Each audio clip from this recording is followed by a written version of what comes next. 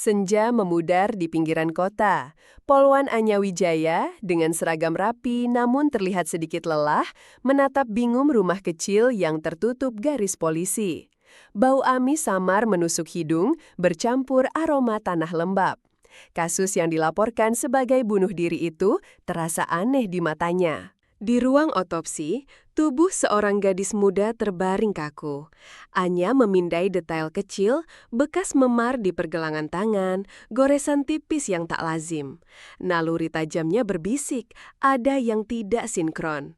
Firasat tak nyaman merayapi sanubarinya, sebuah dorongan moral untuk menggali lebih dalam. Kantor polisi terasa pengap, meja-meja berdebu, tumpukan berkas tak tersentuh.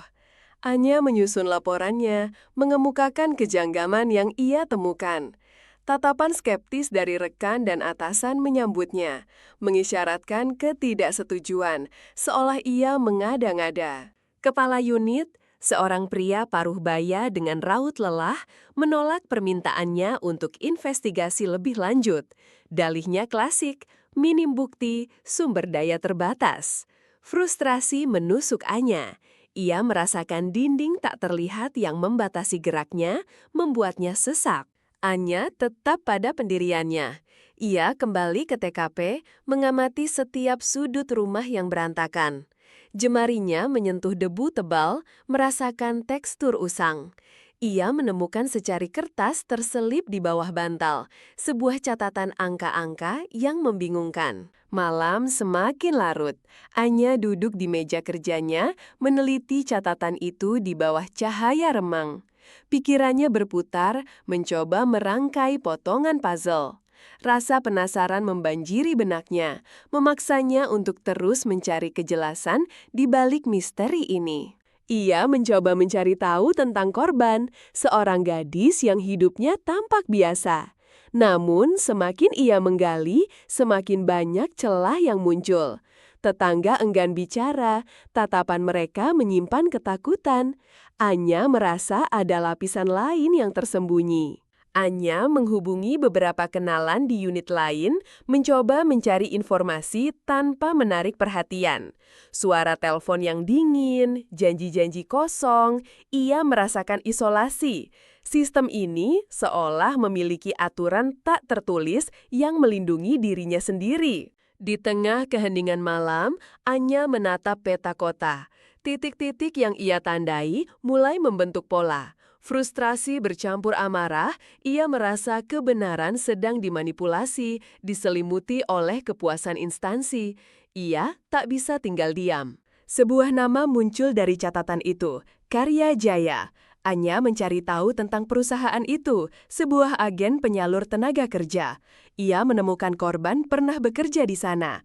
Namun, yang lebih mengejutkan, korban bukan sekadar pekerja, tapi diduga terlibat dalam manipulasi data, memanipulasi identitas orang lain. Ini membuat idealisme Anya sedikit terusik. Kebenaran tidak seputih yang ia bayangkan. Anya mengikuti jejak Karya Jaya. Bangunan kantornya terlihat kusam, tersembunyi di balik jalan-jalan sempit. Suasana di dalamnya terasa sunyi, namun tegang. Ia menyamar sebagai pencari kerja, mencoba mengumpulkan informasi. Seorang staf di sana menunjukkan gelagat aneh. Tatapannya menyiratkan rasa takut. Anya menyadari, perusahaan ini bukan hanya tentang penyaluran tenaga kerja. Ada sesuatu yang lebih gelap, lebih kejam, tersimpan di balik fasad itu. Kembali ke kantor, Anya mencoba mencocokkan nama-nama karyawan Karya Jaya dengan data kepolisian. Jantungnya berdebar kencang saat menemukan nama seorang atasan yang disegani, Komandan Sigit, terdaftar sebagai salah satu pemilik saham. Malam itu, Anya merasa terancam. Sebuah pesan singkat tanpa nama tiba di ponselnya, berisi peringatan untuk berhenti mencampuri urusan orang lain. Dinginnya ancaman itu merasuk, membuat bulu kuduknya berdiri. Ketakutan mulai merayapi. Anya mencoba mendekati Komandan Sigit, berpura-pura mencari nasihat. Tatapan Sigit tenang, terlalu tenang. Ada sesuatu yang tidak sinkron antara citra publiknya dan intuisi Anya. Ia mulai mencurigai semua orang. Ia menyelinap ke ruang arsip kantor, mencari berkas lama Komandan Sigit. Debu tebal dan keheningan menyelimuti ruangan itu. Jantungnya berpacu, setiap suara kecil membuatnya terlonjak. Ia menemukan catatan transaksi keuangan yang mencurigakan. Keadaan semakin mencekam. Ban mobilnya kempes, remnya blong. Seseorang jelas mencoba menghentikannya.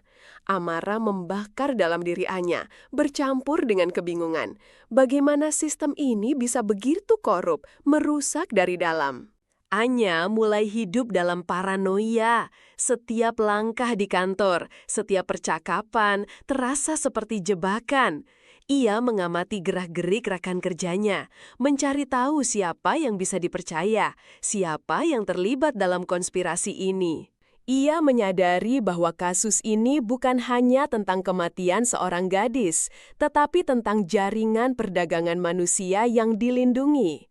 Perasaan mual menyerang, keadilan terasa begitu jauh, tersembunyi di balik kekuasaan dan uang. Melalui serangkaian investigasi rahasia, Anya menemukan fakta pahit. Komandan Sigit terlibat bukan hanya karena uang, melainkan untuk melindungi putri sematawayangnya yang terlibat narkoba dan terjerat utang pada jaringan itu. Ia memanfaatkan posisinya untuk mengamankan jalur gelap, sebuah alasan kelam yang membuat batas moral Anya semakin kabur. Anya memutuskan untuk bertindak. Dengan bukti-bukti yang ia kumpulkan secara diam-diam, termasuk rekaman percakapan dan salinan transaksi, ia menyusun strategi untuk mengungkap jaringan itu. Setiap detail harus sempurna, tidak ada ruang untuk kesalahan. Ia mendekati seorang jurnalis investigasi yang ia percayai. Pertemuan dilakukan di tempat terpencil di bawah naungan malam. Udara dingin menusuk tulang, mencerminkan ketegangan yang menyelimuti mereka berdua. Harapannya kini tertumpu pada kebenaran yang akan ia bocorkan. Keesokan harinya, berita tentang jaringan perdagangan manusia yang melibatkan oknum kepolisian meledak di media. Markas polisi riuh rendah. Tatapan menghujat, bisikan kemarahan, dan ketakutan menyambut Anya. Ia menjadi target, pengkhianat di mata sebagian orang. Anya dipanggil untuk interogasi internal. Ruang itu terasa dingin dan tanpa ampun. Setiap pertanyaannya menusuk, berusaha menjatuhkannya. Namun, ia tetap tenang, bicaranya lugas, berpegang teguh pada fakta yang ia miliki. Keluarganya mulai merasakan dampaknya. Ancaman anonim datang, membuat mereka hidup dalam ketakutan. Anya merasakan perih di dada. Ia telah menarik orang-orang terkasihnya ke dalam pusaran berbahaya ini. Perasaan kehilangan mulai menyergap. Meski tekanan kian memuncak, satu persatu pihak yang terlibat mulai ditangkap. Jaringan Karya Jaya runtuh.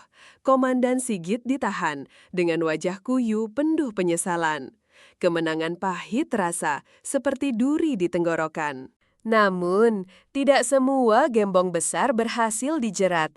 Beberapa nama kuat berhasil lolos, bersembunyi di balik lapisan birokrasi dan kekuasaan. Anya menyadari ini hanya permulaan. Akar kejahatan ini jauh lebih dalam. Reputasinya sebagai polwan hancur. Ia dicap pembangkang, pengkhianat lembaga. Tawaran tugas yang lebih rendah, pengucilan sosial. Karir yang ia impikan kini tinggal puing-puing. Hatinya perih, namun ia tidak menyesali pilihannya. Anya akhirnya mengundurkan diri. Ia meninggalkan markas polisi, melewati lorong-lorong yang dulu penuh ambisi. Setiap langkah terasa berat, membawa beban kebenaran yang terlalu mahal. Ia kini hanyalah seorang wanita biasa tanpa seragam kebanggaannya. Di bawah langit senja, Anya berdiri di tepi sungai yang tenang. Ia telah membayar harga yang sangat mahal untuk kebenaran yang sunyi. Publik mungkin tidak sepenuhnya tahu pengorbanannya atau memahaminya, tapi di dalam dirinya, ia tahu ia telah berjuang untuk hatinya, meskipun ia kini membawa luka yang tak akan pernah sembuh.